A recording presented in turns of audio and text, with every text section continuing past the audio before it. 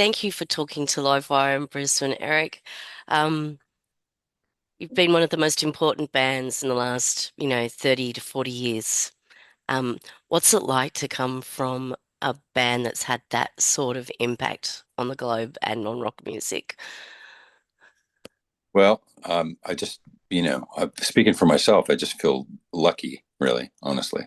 And having that chance to play rock music for this long and still do it for a living, it's really, I consider myself lucky, and I consider that it's not just complete luck. I mean, we have a really good ensemble. We have a really good group, and we've always been strong.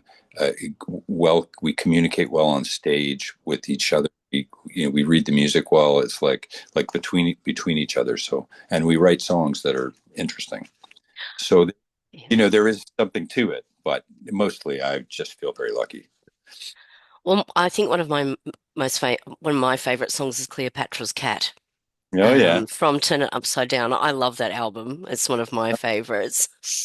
Any chance we're going to hear it on this Australian tour or? Yeah, absolutely. Oh, Um, yay.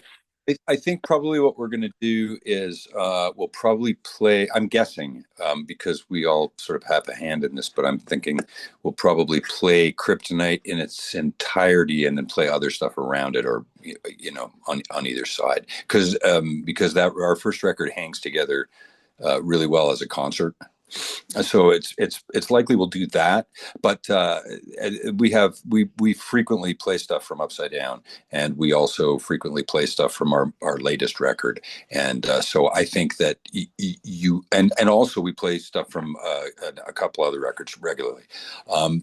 So yeah, I think there's a very good chance that you'll hear Cleopatra's Cat. I think our show does change from night to night, but I'll notch that into my memory Yeah, and. for Brisbane at the Tivoli, please. You got it. I was going to ask you about Face Full of Cake. It's a brilliant album. Got some great tracks on it, like Rock and Roll Heaven, Still a Gorilla. I just love that amps up to 11 quote in there. It's fantastic. It sounds like the band are having fun. Is that where you're up to now? Enjoying this time? Yeah, yeah, that was our it's kind of our pandemic record. We had the time to record it. It didn't take us very long to record it. Yeah, the band really only sounds good on record when we're having fun. We're getting along. We're very easy with each other, and the vibe has been extremely good in the last 10 years. And so that's it. What you're hearing on Face Full of Cake is really what you're hearing on Pocket Full of Kryptonite too. There's just a lot of real good feeling in the music, and it gets when the music feels like that, it's easy, it's light, it's like it grooves, and yeah. So we were lucky again to record Face Full of Cake at the right time. They're I was going to great. say it is the album that is most similar to Pocket Full of It, Kryptonite. it really, really is. And And it's you rec because no, go ahead. I'm sorry. I was Go just ahead. going to say you recorded it in San Francisco, so at Ashbury Park, is that right? In Asbury Park, New Jersey. Oh, New Jersey. Okay. Yeah, yeah, where Springsteen's from. Um, Okay. yeah, to locate it. Yeah, there was a lot of similarities between Kryptonite and Faceful of Cake in terms of recording, in terms of how the songs happened, how old they were, the fact that like when we got together to rehearse and gig and then record those songs, there was just a lot of similarities. Um, I can go into them if you'd like, but basically, I think I'm agreeing with you. My number one and two records are number one Kryptonite, number two is Face Full of Cake, and I would add that the songs from our new record hang really, really well with the old songs. Like Yeah. it's not like one of these things where it's like there's no uncomfortableness to it. It fits. It's perfect. And I would also add as well that all of our records have some similarities in the way that the songs they're not all the same kind of songs. You'll get like a collection of songs, but the collection is similar on all the records because we the three of us largely write the records and in together. And so, but Face Full of Cake and Kryptonite have that plus this sort of really not trying too hard thing, which when we get into that zone is really, it's the best productive place for us. And that's exactly what you get with those two records. So, you'll likely hear some of the new one. I hope that that doesn't turn people off. Like, you got to trust me. I know we had a couple of hits in the 90s, but this band has been playing ever since. And we really like playing music together, and we rock really hard and we groove real well. And so, we will deliver all of those songs. Well, Boombox made me laugh. I mean, it's Yeah. got that. Yeah. Yeah. You just had to be there, I think, for Yeah. that song. The lyrics are hysterical. Yeah, Chris as the lyricist is one. He's one of my very favorite lyricists. I would say he is my favorite. That's not really fair, but he's got some great lyrics on that record. And this, I write very few lyrics in this band, but a lot of our his his stories and his lyricism are witty, funny, and you know surprisingly cool. Yes. I mean, when I went back to listening to Cleopatra's Cat this morning, I just went, God, I loved that song. It's so intense about tyrants just want fame, and Rome is a democracy. It's got so much to say about now, and yet it was written 30 Yeah, years ago. Um, yeah, maybe I know. things don't change that much. Unfortunately, I think that's true, but yes, I agree with you. It's just something out of complete left field.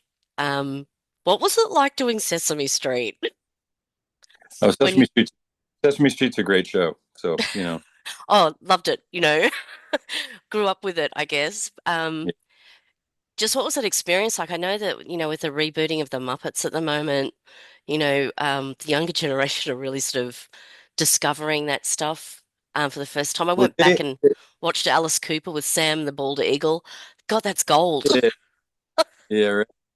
Well, I mean, all of these shows that all of the stuff that we got to do back then is that we did SNL as well, which is huge in the States, and largely like able to play to these different kids, Sesame Street, like pop audience with SNL, and like all the late night TV that we did back then. So we were really well exposed to like almost too much in a way, to a certain degree, but we really got to live that. And it's fun being a little part of the zeitgeist. Fortunately, I'll say it again, we have a fantastic drummer.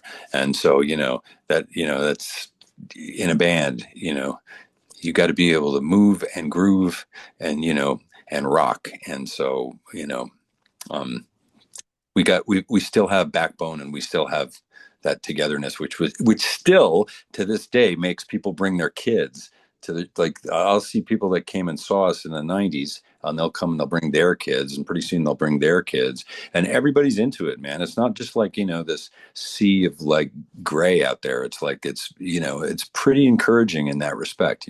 I gotta say, I'm glad I'm a musician. Yeah, look, we've had a few bands come in from the UK over the last couple of weeks, and it's been wonderful to see the audiences of all generations. Yeah, Um, I was standing at the front row with Transvision Vamp on Tuesday, and all these mothers had their daughters with them. so cool. And that was really lovely. I wish my kids had been here. They live in another state, so they're far away. Uh, I was going to ask, like, how did you survive that rocket ride through the 90s? I mean, was it a rocket ride or was it a roller coaster almost coming off the track? So, it must have been intense to be the band of that decade. Yeah, we had a lot of ups and downs. It was like, I'm glad that we all hung on. Everybody survived it, but it was pretty damn intense. I mean, our thing, we came from New York City and into the clubs, and like we built ourselves up there and became like very popular in the clubs, and that went to the state level, and then that went national, and it was really just like one slow, like, well, it was fast, but it was like it just, the incline kept getting steeper and steeper, and we kept going faster and faster. So I'm surprised we survived it, but everybody did. And I would have to say it's because we're a rock solid group, and like, we managed to get through it somehow together, crazily. And I think that really says a lot. Yeah. Have you got any side projects that you're doing yourself now Yep. at the moment? Yeah, I do. I do a regular gig in Toronto where I live now, on every Wednesday night. I play at a club here, play like my songs and sort of old classic, tunes that I like. And I do that, but I also have like a writing project that I'm doing, which is also just me. And I'm in the middle of doing my second record, as we speak. So, I'm That's awesome. yeah. Well, to finish off this recording, I was going to ask you, have you got any recommendations for anything new or a favorite album that inspired you as a musician? Sure, sure. Let me go here. I was listening to NPR the other day, and they did this. I like African music a lot, and they did this show on this guy. I'm trying to remember his name. Janky. I think his name is Janky Nabe. He invented this music in Sierra Leone called boo boo music.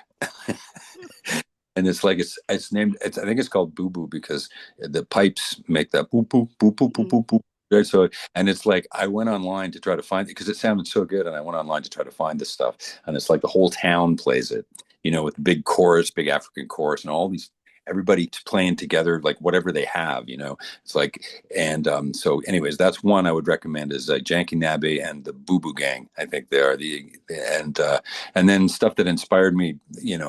I would say I'm very inspired by the blues. The whole genesis of like, the really old guys like Charlie Patton and Robert Johnson and them, and then just the whole, you know, coming over to England and going back to the American, and then the 60s and the 70s. I'm just sort of like, I like that form, but I'm also, that's the stuff that inspired me. And then if you go into music, interested in that sort of thing, it's not long before you're like really into jazz, and then you discover bebop, and then, then rap is invented, and like you go, wow, that's just like bebop, only people are talking instead of playing the horn. And I can find similarity in everything and anything. It's just like, which proves my point, which is, there's good music and there's not so good music, but there's not really so much a kind or another kind that me personally I like. If it's good, I like it. So there, I think I've given you a little bit of breadth there.